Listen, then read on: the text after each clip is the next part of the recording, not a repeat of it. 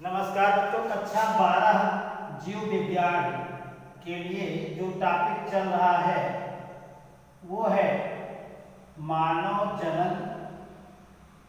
इसमें आपको दो चीजें हम आपको बताएंगे, परीक्षा में आता रहता है और आप सामान्य रूप से सुनते रहते हैं। एक तो है आज हम बताएंगे IVF और दूसरा बताएंगे सेरोगेसी। क्या होता है सेरोगेसी, क्या होता है और दूसरा IVF क्या होता है। IVF एक वैज्ञानिक प्रक्रिया है जो आर्टिफिशियल यानी कि कृत्रिम ढंग से फर्टिलाइजेशन के द्वारा संतान उत्पन्न करने की प्रक्रिया होती है, जिसे हम इंग्लिश में पूरा नाम जो है इन विट्रो फर्टिलाइजेशन कहते हैं। इसके द्वारा जो शिशु उत्पन्न होता है उसे हम परख नली शिशु कहते हैं।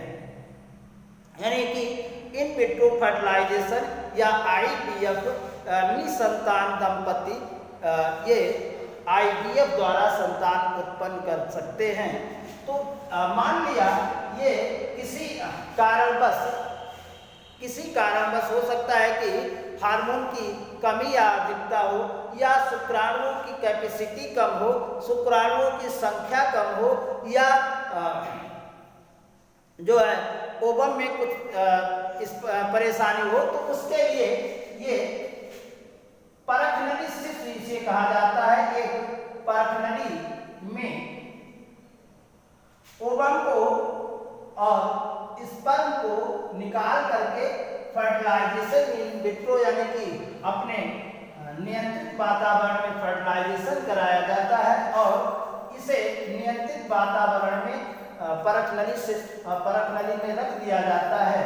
इस आधार पर और जब ये मार्गा स्टेज में आ जाता है तो इसे स्त्री के यूस्ट्रस में ट्रांसप्लांट कर दिया जाता है और इससे जो पौधा और जो जीव उत्पन्न होता है उसे हम टेस्ट ट्यूब बेबी के नाम से जानते हैं। इसी प्रक्रिया को हम IVF यानी टेस्ट ट्यूब बेबी के नाम से जानते हैं। तो IVF और टेस्ट ट्यूब बेबी एक ही प्रक्रिया है।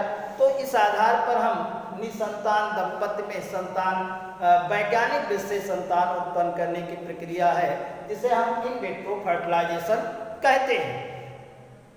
दूसरा सेरोगेसी क्या है, इसे हम उधार का कोख भी कहा जा सकता है। सेरोगेसी मदर होती हैं, सेरोगेसी कपल होते हैं।